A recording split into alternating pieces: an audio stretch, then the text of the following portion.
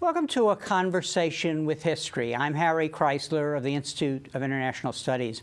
Our guest today is Stephen Holmes, who is the Eugene Meyer Professor of Law at NYU.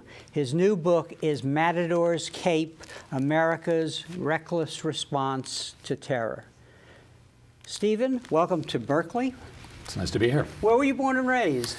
I was born in St. Louis, Missouri. Uh-huh. Lived there until I was about 12, I think, 13. And looking back, how do you think your parents shaped your thinking about the world? Well, my mom was a school teacher, and my dad was a businessman, a kind of disenchanted businessman, I guess. How did they shape?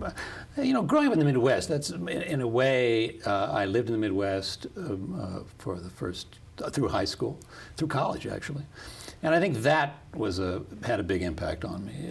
Afterward, of course, I went to the East Coast, and I traveled a lot, lived in Europe. But living in Middle America, I think, I don't know what it's kind of stability, and maybe a distance from turbulence. I'm not sure. But I think there's something that's profound in me that's still Midwestern. Was political theory, issues of politics discussed around the dinner table? Well, my grandmother was a union organizer, and her job was to organize women strikers for the International Lady Garment Workers Union. And she was a very active politician, was elected politician in St. Louis, so there was a political atmosphere and a kind of militant atmosphere in my family when I was a kid. So that's probably part of my psychology, too. And where did you do your undergraduate work? And then I went to undergraduate school at a place called Denison University in Ohio, and then I went on to Yale to do my PhD.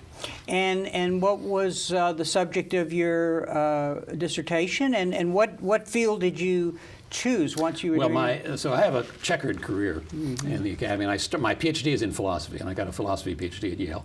And I wrote a dissertation largely, which became my first book, on Benjamin Constant and the origins of modern liberalism and the psychological and economic theories behind liberal political theory. And I did that at Yale, and my first job turned out to be in a political science department, because out of Yale I went to Harvard, and I was hired to teach political theory, and from there I worked in political theory and teaching for 10 years or so, and finally I moved to law school at the University of Chicago, and I've been teaching in a law school ever since. So what does it take to do political theory, political philosophy? I mean, what are the skills involved if students want to do that? Skills. Well, I've been thinking, you mentioned this before, and I think the advantage that a political theorist has for studying politics, there are a few things that are important. One is that when you study the history of political thought, you're studying political systems that have long disappeared, many political systems. You don't suffer from the kind of temporal parochialism that most political scientists suffer from. Political theorists don't think politics began in 1945. They're aware of other enormous political important, the Roman Empire, maybe the most important political entity in human history. We're aware that it exists. So there's a breaking through of temporal parochialism. And that's very important, because if you study today capitalism or democracy, it seems like there's something natural about these systems, but anyone with a large historical perspective knows that they're tiny spots in human history, and they're very improbable, and they must have enormously complex preconditions. So they are very unlikely. So that's an interest and something obvious to political theorists that maybe political scientists who take the present state of the world for granted wouldn't see. That's one thing. The second thing is, I think the fact that political theorists, classical political theorists, had an understanding of human motivation which is much more complex than the one that's common today, due to the hegemony or power of economic models that place rational, calculating self-interest at the heart of human motivation. And political theorists from Aristotle through Tocqueville have a much more subtle, much more complicated understanding, including an awareness of passions. They understand that the reason economic theory of motivation doesn't work, this is just a summary of my summary of what classical political theorists would say, is that human beings often desire and don't desire the same thing at the same time. They often have contradictory beliefs, and their beliefs shape their desires, and their desires shape their beliefs. So that if you think that way, the very concept of maximizing your preferences makes little sense. So I'd say the theory of human nature that political theorists are accustomed to reading about, to taking for granted, is much more adequate to political reality than is the prevailing model that comes from economics. And how teaching in a law school, how has that helped inform your work as a political theorist, or vice versa? Okay, so law, what is law? And there are a lot of ways to talk about it. It's a buckle between wealth and power. That's one way. I think one simple, a reductionist approach, but it's not unimportant, not uninteresting, is that law is a system for helping rich people keep their money. That is, instead of thinking of the center of law as human rights and the Bill of Rights and protection of freedom of speech and so forth, I think you have to look at the relation between law and power. And it's strange, but in most discussions of law and the rule of law, the most obvious fact about law, which is the prevalence of special interest legislation and special interest adjudication and special interest implementation of law, seems to disappear.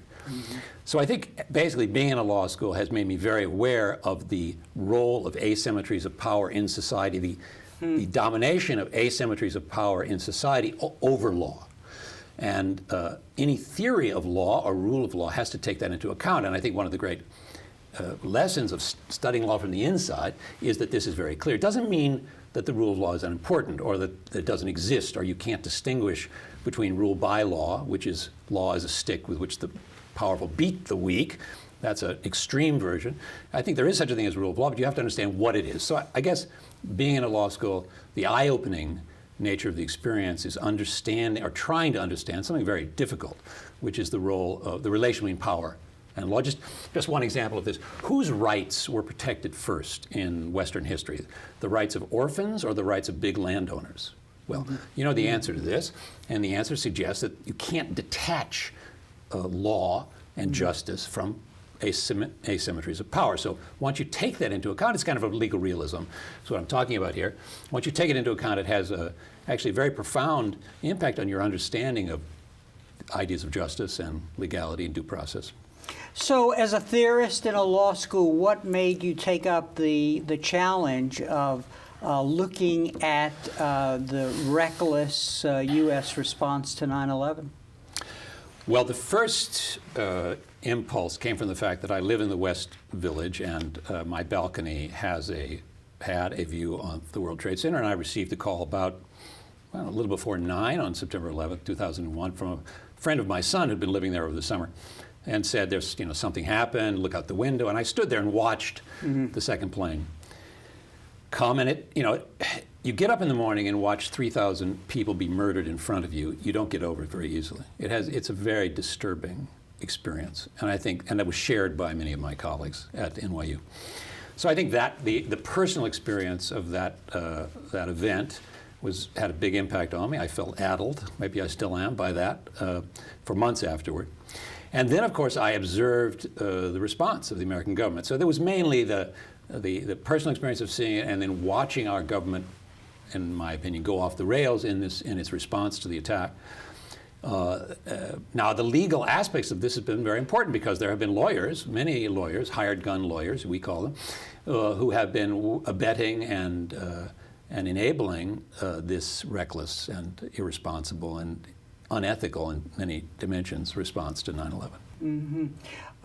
You said yesterday in your lecture that when you look at this response, it's a mixture of helplessness and power, omnipotence. Omnipotence fantasies. Yeah, kind of omnipotence fantasy. Talk a little about that, and it's interesting because you've just told us that what a political theorist can bring to the table is kind of an understanding of human motivation. Of the human psychology.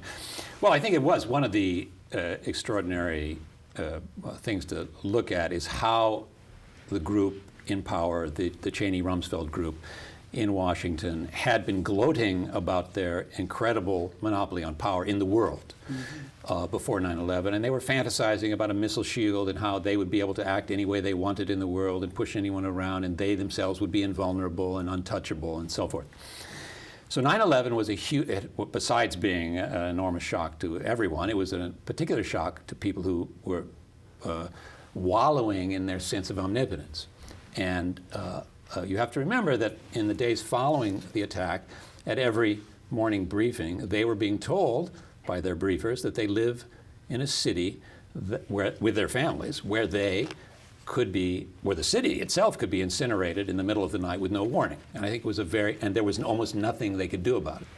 In other words, what they saw in 9/11, it's important to understand what they saw. They saw the possibility of a follow-up nuclear sneak attack.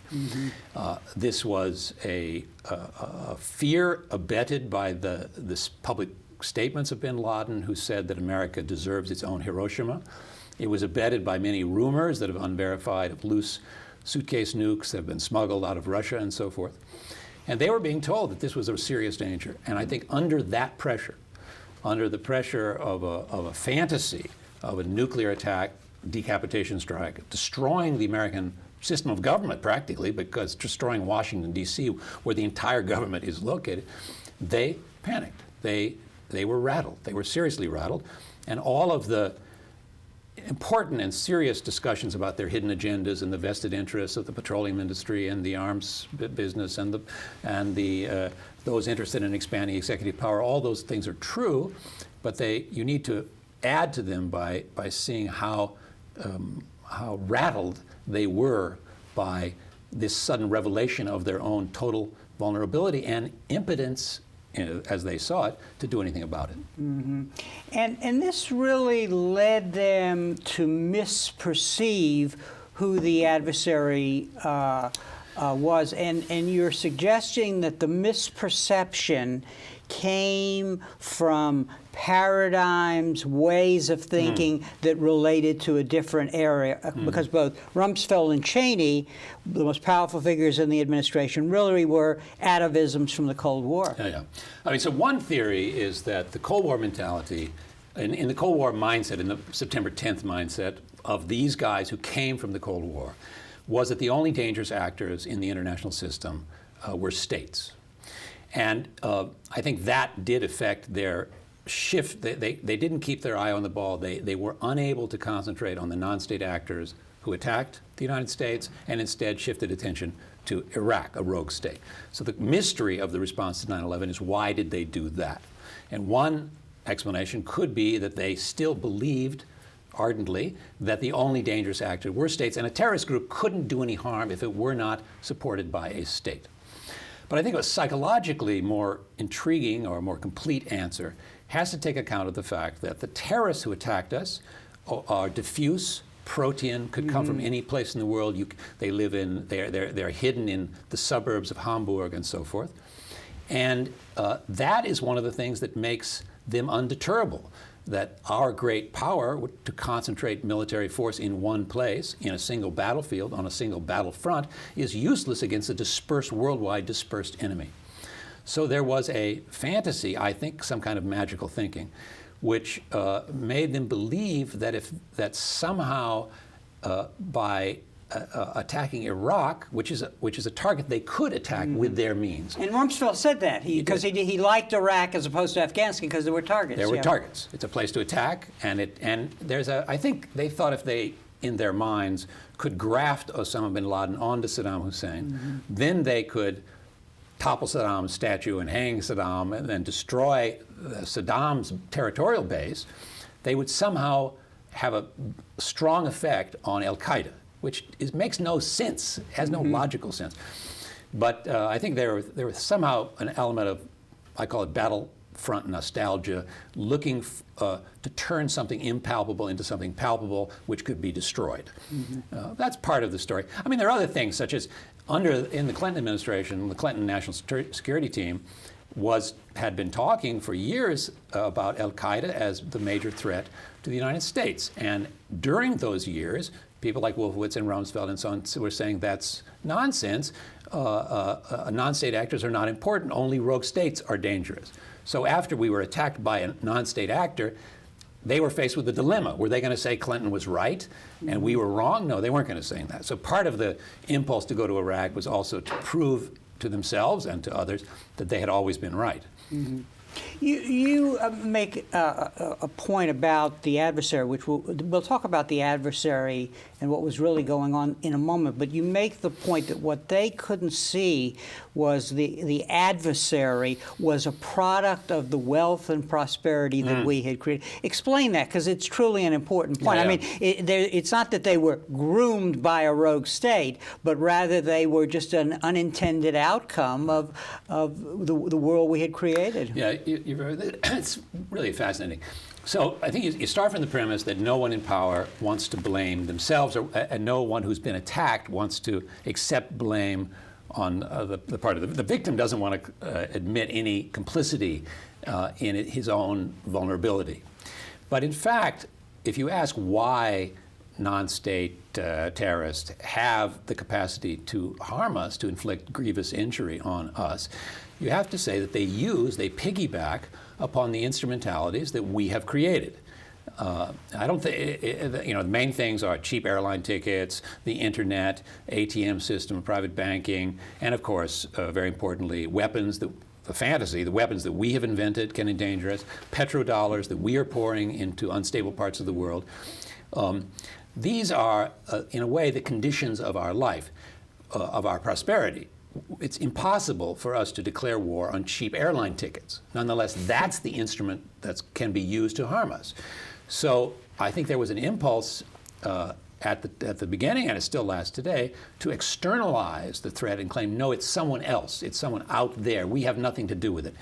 And it's also important that the attempt to blame jihadists by themselves is also part of a fantasy that the threat under which we are living is something that we can end. While if you look at the conditions that I've just described, our vulnerability is something that's going to last over time, proving, in fact, that we may be able to manage or reduce the threat to us, and I certainly think we could by various means, which we should discuss, but we can't end it. It's never going to be ended. So part of the language of war, for example, that they use, it's war fighting, not crime fighting, is due to the fact that a war model allows them to fantasize of victory and of a ticker-tape parade and a battleship finale. While if terrorism is like international crime, drug smuggling, then all we can do is reduce it and manage it, but we can't end it. And I think that is very hard for this particular group, or maybe any politician, to admit that the vulnerability is going to last for our lifetimes, and it needs to be managed, and it needs to be managed in cooperation with others, and cannot be ended. So I think that those factors played a big role in the decision to the very, very poorly thought through decision to invade an oil-rich Arab state run by a secular dictator in an attempt to quiet the Islamist anti-American violence. Sidebar here about something that you point out that I think we should mention. These people like Cheney and Rumsfeld were riding the wave of triumphalism that came from how they understood the end of the Cold War. So the formula, namely, there can be defeat of an adversary, and the adversary can be transformed, were byproducts in a way not unimportant of their understanding of the end of the Cold War. I mean, one of the strangest things is that Al-Qaeda and the United States, or let's say certainly the Mujahideen in Afghanistan, with whom bin Laden was associated, let's say Al-Qaeda on the one hand and the United States on the other had the same enemy. during the Cold War, namely the Soviet Union. And when the Soviet Union collapsed, both of them needed to find another adversary because they were their whole psychological and organizational system was built for an adversary, and they found each other, strangely enough, eventually. But I think from Al-Qaeda's point of view, the United States actually fit the bill. It is a world power, and it has certain imperial dimensions. But Al-Qaeda, unfortunately, doesn't quite fit the bill. I mean, it's not it's not similar to the KGB. It doesn't have a nuclear arsenal that could destroy the world 10 times over, and so on. But that also is part of there's a misfit, even though, and I think that also led them to look for an adversary that had a kind of coherence. That it wasn't such a ragtag ad hoc operation, and that explains part of the reason why they're searching for a target that would be more susceptible to military conquest. There's an interesting play as you examine the people who made this policy between the ideas they had and the contradictions among those ideas and the politics of being able to act. So you point out, for example, that what we might call the military nationalists, Cheney and Rumsfeld, that their ideas in some ways were inconsistent with the ideas of the neocons, who basically said, hey, this is a time when we can go into the Middle East, drain the swamp, transform a place like Iraq, make it a model for the Middle East, and end terrorism in that way. But there were contradictions here. Yeah. So actually, the role of the Democracy Promotion Project in the shaping of policy toward Iraq it's still somewhat mysterious to me. But you're exactly right. There's one large contradiction. That is, if you follow the neocon argument, it is that one of the conditions which makes terrorism arise is non-democratic government, the lack of a political horizon. Dictatorships run most Muslim countries, most Arab countries, and in these dictatorships, young people in particular have no political voice. And they take out their political frustration in their frustrations, which have political sources, in non-political, extra-political, often violent terrorist political violence. And this political violence can spill over into the rest of the world, including can be targeted again, or the targets can be the international sponsors of the dictatorships under which they live. Now, the strange thing about this analysis is that it makes the United States, to some sense, culpable for terrorism, and it actually suggests that the terrorists have a just cause. That is, they're fighting against dictatorship. So there's something, even though their means are horrendous and abominable, they have a just cause, and the neocons suggest, lightly, that the United States is partially culpable and must change its policy into a policy of supporting democracy. Now, that final step is always presented in a cloudy way, because, as we mentioned before, politicians do not like to admit their own culpability. And they're very happy to admit, the Bush administration was very happy to admit the culpability of Clinton, but not of all American presidents in the last many decades, because many were Republicans.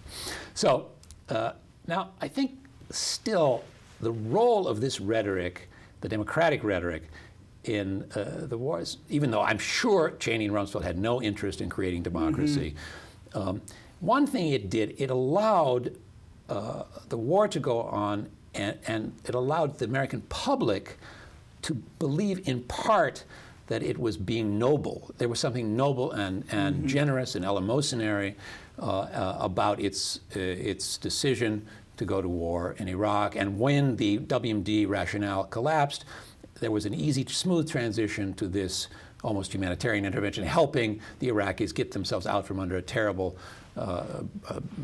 bestial dictatorship. That self-image of America as helping the Iraqis was in conflict with a very strong motivation that was noticeable across the political spectrum, which was to hurt the Arabs, to hurt those who hurt us. Someone's got to pay. We were hurt, and someone's got to pay.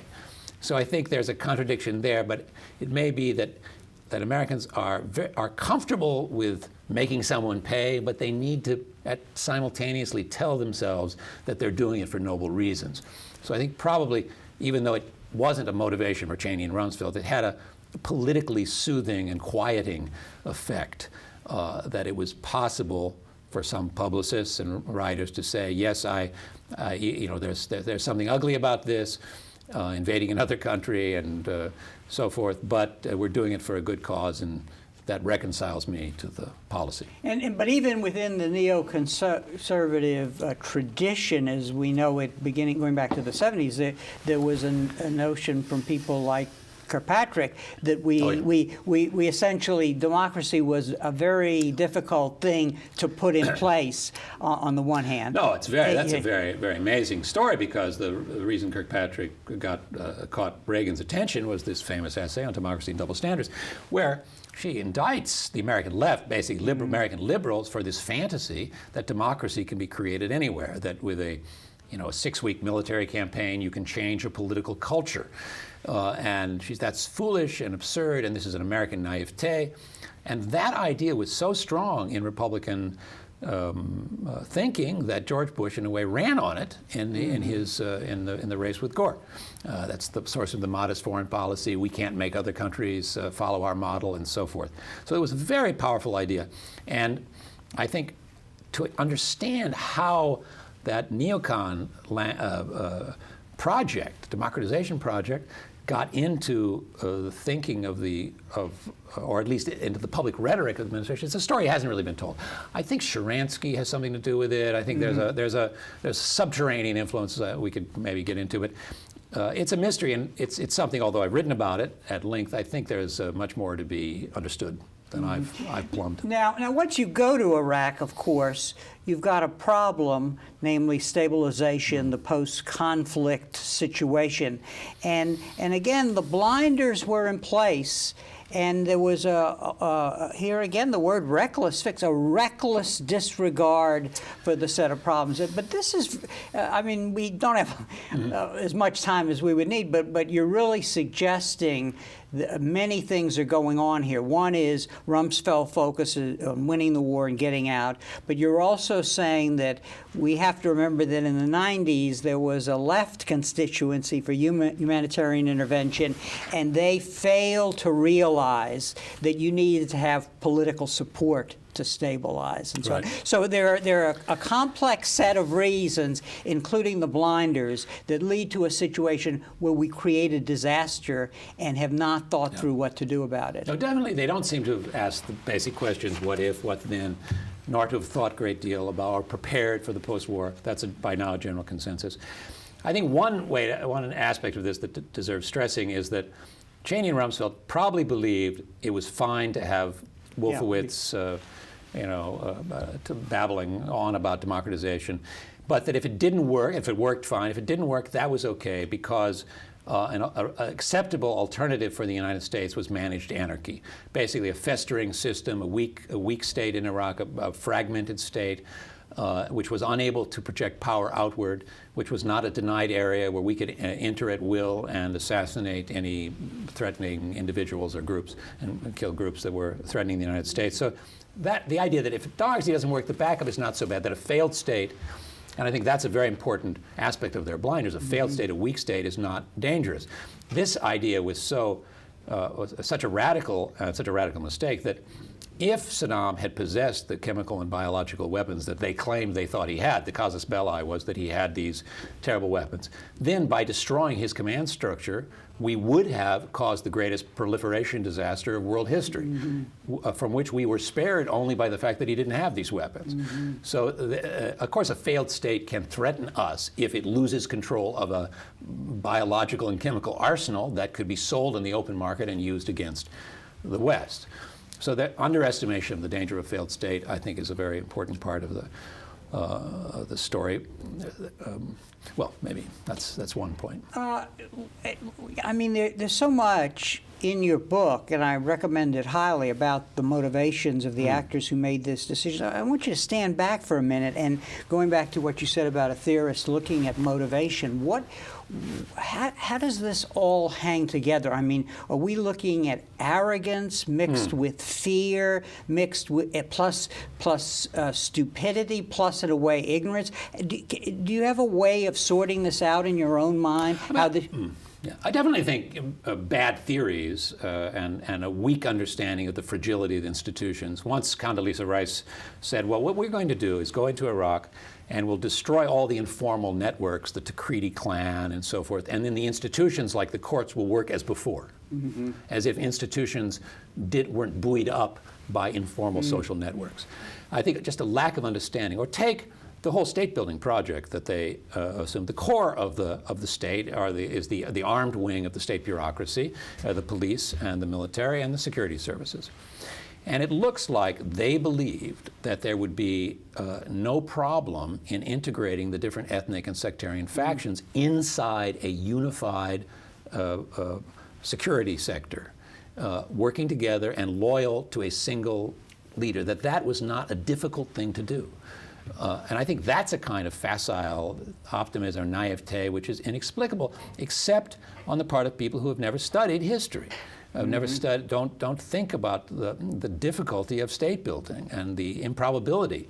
Don't understand the naturalness of anarchy and the danger of anarchy. And this was very evident in Rumsfeld's remarks about stuff happens and looting doesn't matter and it's just an ordinary thing and we have as many murders in Washington as they have in Baghdad, not mentioning the fact that all the murders in Baghdad were of policemen and so forth. So I think a lack of understanding of how difficult it is to create order out of disorder. I think that's the fundamental idea. They somehow a sense that it would be a natural order that could be easily handled and wouldn't have any lethal externalities, which is naive and reflects badly on their learning. They also had very cuckoo, if not radical, extremist views of American institutional history, American institutions, how they can be manipulated to achieve their ends. Talk a little about that, because bottom line here is they were successful on the home front, and they had a strategy and a legal theory about how to do it. Well, there are a couple things, many things to talk about here. And you're right, in this case, as a political theorist studying the American founding and the origins of the Constitution, it helps me understand what their approach was to executive power and how different it was than what was anticipated at the founding and the system which we have survived under and lived with since. So one very important premise of the Bush policy was that, which was developed during the Vietnam War, was that the American government is going to be unable to act as it would like if it's going to create a reaction a negative reaction in the public. The way to avoid, say, an anti-war movement is clearly not to have a draft. So they correctly perceived that in American history, all anti-war movements that were formidable were based on anti-draft movements. And the way to avoid an anti-draft movement was to have no draft, to have a professional army using high-tech weapons in which maybe you recruited people from sectors of the economy where jobs were scarce. So that, and mind you, they combined this with a very clever decision to replace taxes, which are normal in wartime, with borrowing from the Chinese and the Japanese central banks, creating debts that would be paid back by voters who are no longer voting, who are not yet of voting age.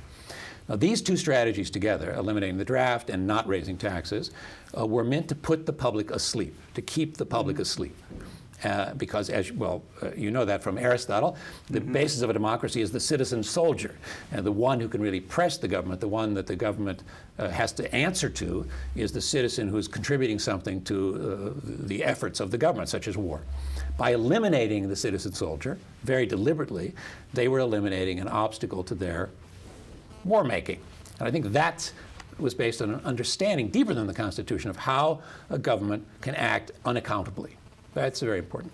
Now, a second factor that's a little more technical is they learned, this has to do with congressional oversight of executive power.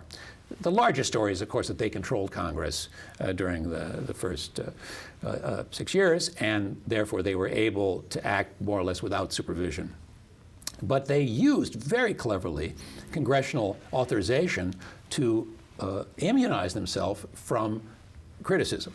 What they did in the authorization to use military force in Iraq was to call for a vote 2 weeks before a national election, and before that time to have pumped into the public disinformation about the WMD threat from Iraq, so that the Democratic congressmen who were facing re-election had a choice to make. Were they going to appear weak on defense or not? And so they got an authorization out of Congress for war, and the congressman who voted for it afterward had a hard time saying we were duped, because that's very embarrassing. We were fooled. We were strong-armed.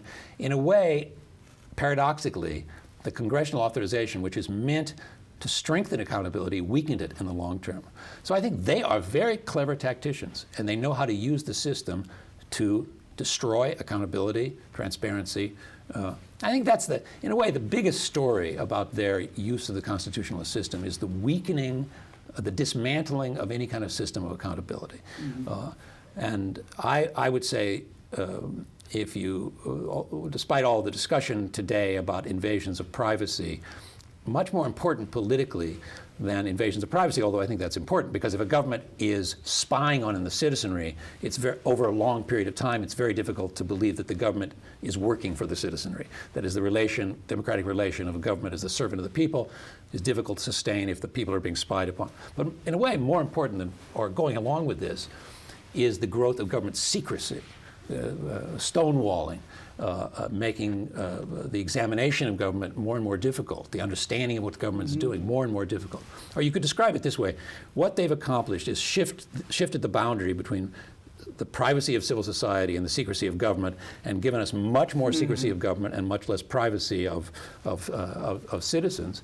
And that is, I think, a major attack on our system of government. In a way, it's regime change. I think there is an element here of regime change that they're inflicting on us, and it's very radical. And it goes against the insight of our founding fathers in understanding that separation of powers could help in the correction of error. Sure. So that our government was designed so our policymakers could learn and correct course in midstream. No, I think that's right. So you could put it this way, that the American Constitution has three empirical premises. The first is that all people are fallible. All people make mistakes, including people in power. The second is that all people hate to admit their mistakes, especially people in power. And the third is that everyone is happy to expose or reveal the mistakes of their political rivals. And our constitutional system of checks and balances is designed based on these premises, so that we assign the power to make mistakes to one branch, the executive branch, and the power to correct mistakes to other branches and to the press and to the public.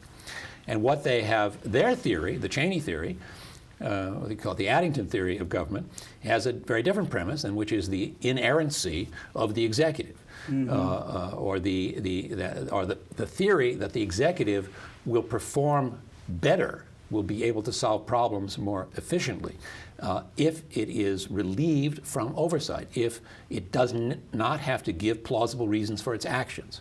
I think that is the fundamental idea, and you see this. There's a wonderful passage in Woodward's book on Bush where he says, I love being president. I don't have to explain myself to anyone. Everyone has to explain themselves to me.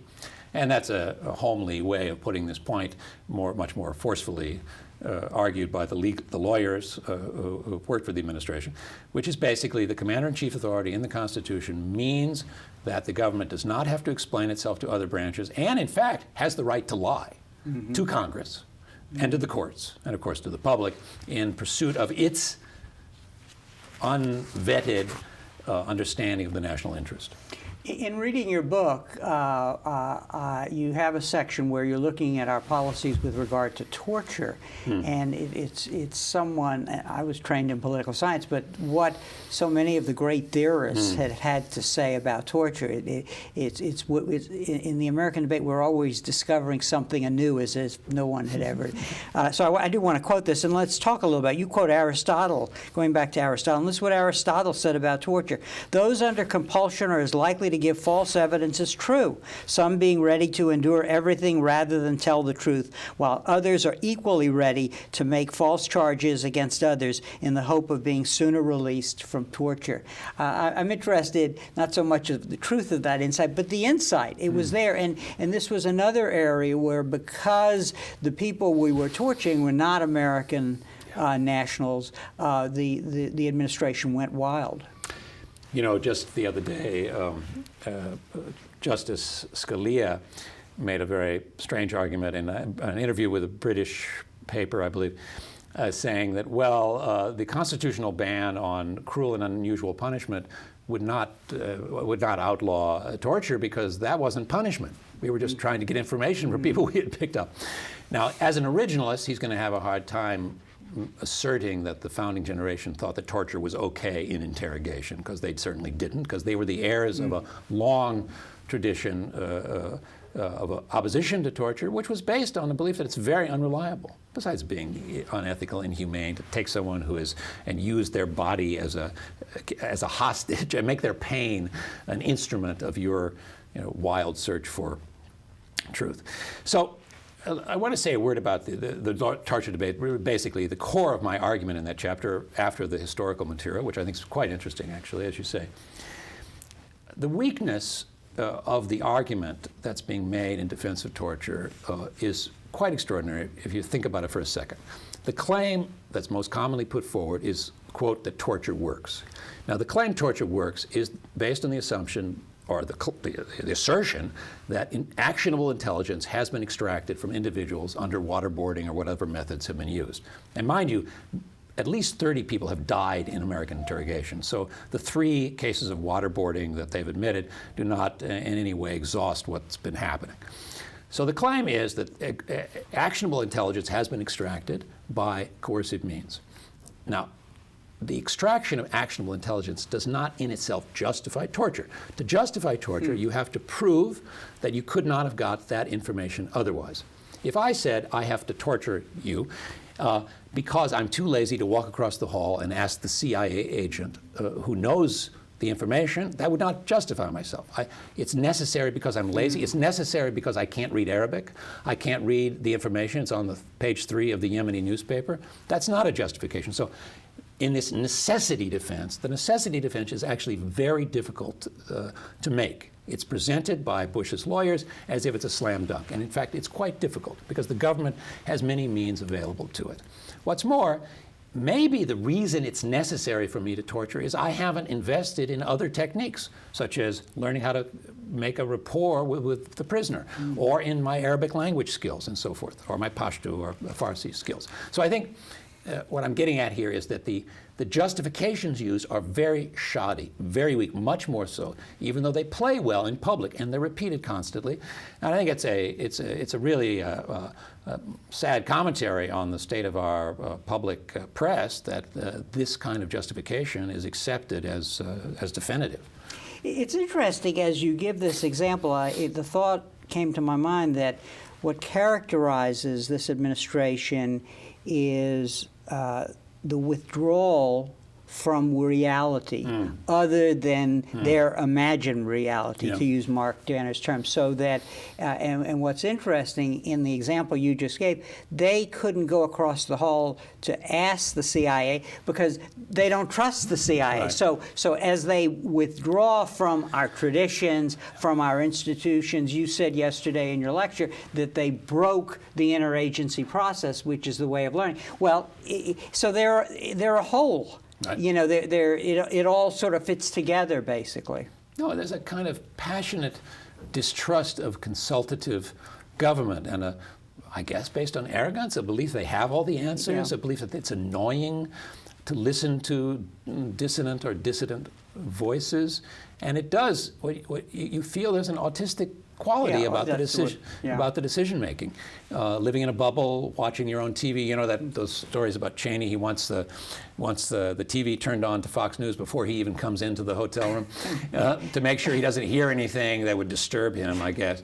So this is a strange quality. We know that adversarialism and forcing people to listen to and to answer tough questions and to listen to different perspectives, that's a way of learning. That's what we do in science. We double-blind tests, and what we do in law courts. A prosecutor can be perfectly sure that he has a slam-dunk case against someone. He goes into court and it falls apart under questioning, particularly when the accused party can help his lawyer pick apart state's evidence.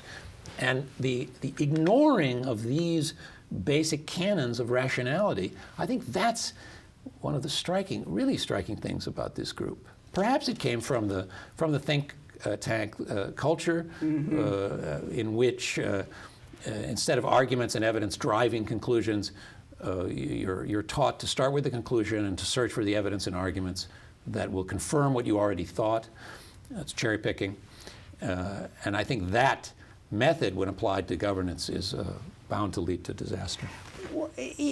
Help us understand why this breakdown of democracy in this period.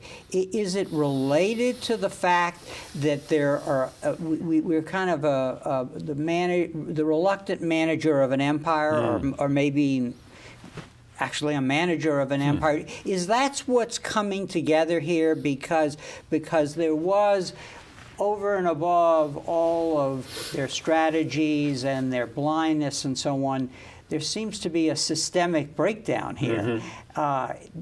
Does that route help us understand this? Definitely. Foreign policy, one place where democracy does not work at all well is in covert actions abroad and in general in foreign affairs, because the American public is not concentrated on it. We know this, that people who live in Iran, let's say, or Guatemala, probably know more about how the United States government has acted in their countries than American citizens do. Turns out it's just very difficult to get the American public roused about the abusive behavior of our government abroad. And I think that's the more and more that we're acting in a sphere where the immediate victims are foreigners, the less well our system of accountability works. And as we were saying, the most disturbing thing for an American citizen today is that 100,000, 150,000, whatever the number is, Iraqis who never harmed a single American are now dead. They have died because of our action. And this disgrace and this sin, I don't know what's the word for it, this crime is not something that could be mentioned in American political discourse by either party, because the public doesn't seem interested. You know, the Baker-Hamilton Commission report said that the American military isn't counting Iraqi dead. And I think that's something deep in our political culture. Remember that immediately after 9/11 and until today, American politicians continue to say that on 9/11, 3,000 Americans were killed, even though we know that several hundred, 300, whatever the number is, were foreigners. And a skillful American politician could have, talking to the Muslim world where the idea of hospitality is important, could have said what was injured on 9/11. One of the things that was injured was our ability to keep our guests safe. And it's a terrible crime against the American tradition. And we're one of the reasons we are so devoted to extirpating this threat is that it has harmed our ability to protect our guests. But no one said that. And the most liberal American politicians today continue to use this phrase. That to me is very disturbing, and it shows that the Bush administration's going off the rails is somehow and lack of, or the breakdown of democracy, as you put it, the weakness of our democratic system of accountability is rooted in passions and cognitive biases of the American public. Assuming that the next president recognizes the mess that has been created by this reckless response, how will they navigate our course toward the future in addressing the problem of terrorism and in extricating ourselves from this mess? Well, it's going to be hard. As Pat Lang said, when you drive your car off a cliff, your options narrow. So I think there's a certain way in which we're stuck in a difficult situation now, and any want the Democratic president with the best intentions of the world is going to have a hard time. But I think the one way to describe the difficult choice ahead is the next president has to refocus our attention on the complex threat environment facing the United States and try to devote resources to the threats that are most grave and most dangerous. And many of these are not groups who are railing and speaking in with anti-American rhetoric. That is, sometimes the greatest dangers are not personal enemies, but are actually objective processes, such as global warming and contagious disease. These are the most prevalent. And I think the overemphasis on terrorism and the underemphasis on global warming and contagious disease may be related to a defect in the human psychological hardwiring, or it may just be politics, where it's easier to gain political support by saying you're going to crush an enemy than saying you're going to deal with these long-term problems, which of course require international cooperation. So I would say, first of all, shifting from an enemy-centered to a threat-centered understanding of the dangers of the future, and particularly concentrating on, if we're thinking of terrorism, on incapacitation. Incapacitation means weakening the capacities of those groups who will always be there, who want to hurt us. Now, we can't declare war on cheap airline tickets, as I said, but we could do more to secure the loose nuclear materials in, say, Russia. The Bush administration came to power and cut funding for the Nunn-Lugar program. So I think even though small towns in Russia have more nuclear material than Iran and Iraq together could produce in 30 years, we have not focused on limiting that capacity to do us harm in the way we should. The petrodollar, we're pouring these petrodollars into these. I think having a comprehensive energy policy obviously is something that's vital for protecting us from terrorism in the future. So those are two things. But I'm not sure. It really is a question. Does any American politician have strong enough nerves, to use Cheney's phrase, to actually admit to the public that the threats we're facing will have to be managed, and there is no definitive solution, and we are going to be vulnerable. That the best we can do is reduce the threat rather than eliminating it. I think that's one of the basic challenges. And this sounds to me like a problem of political education. That seems to be key, not just winning the votes and so on. So what does a theorist say about that problem and how you address it? Well, that's awfully difficult, Harry. But one thing I'm sure of is, and this is a kind of an answer that has to do with education, the American vulnerability to the world is paradoxically related to the dominance of the English language in the world. The dominance of the English language is strangely a sign of our weakness and the strength of our enemies. For kids who are, let's say, radical anti-American Islamists in Karachi or Jeddah could use the internet and sign up for a flight school course in Oklahoma. But for American kids in Harlem couldn't do that in Jeddah or Karachi because we have an asymmetry. That is, we're transparent to them, but they're opaque to us. So that, as a background fact of our position in the world today, that is, our transparency and their opacity, is very, very dangerous. Allows our government to act in irresponsible ways because the society doesn't know enough to check them. It allows what I would consider maybe one of the most immoral features of our foreign policy, which is the willingness to invade a country which we have not bothered to study. I think that's, besides being reckless and imprudent, that's immoral, among other things. Invading is its own immorality, but not bothering to learn about the country, thinking it's not important to learn about it, is shameful, dishonorable, and unethical. So education, one of the things that I think has to be concentrated upon now is the devotion of national security resources to the language training and to the historical knowledge of Americans who are going to be involved in politics of the rest of the world. And this is never going to eliminate the asymmetry I discussed but we can repair it. And I think that understanding the importance of that of the education of our citizenry in the languages and cultures of other peoples could, I think, do something to improve our security condition in the future. One of the things we have not discussed that I think is important in this context, but you mentioned it in the book, is that all of this happened in a context where America's power was really unchecked, especially military. There was no balancer. The Soviet Union was gone.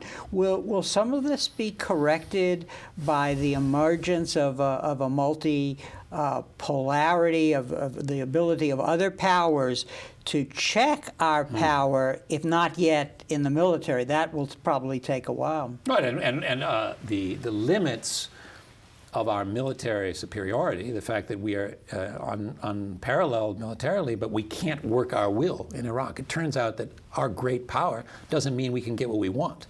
That's been shown. But you're very right.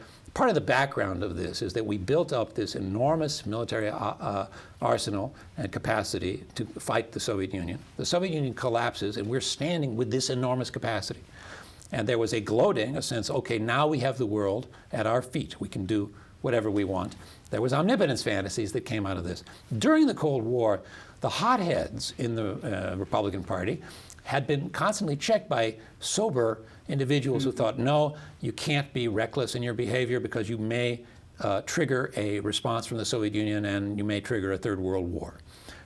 After the Soviet Union collapsed, those sober minds, sober heads, left office. And the more hot-headed group were unchecked internally with their fantasies. And the belief was, well, they may make mistakes, but they're not going to trigger a Third World War because the Soviet Union doesn't exist. And I think that, actually, the lowering of the threat produced more recklessness. This is, in a way, a more salient threat chastened the decision makers, and the less salient threat relieved them of worrying about consequences. And we saw, of course, that when you don't worry about consequences, they come back to bite you.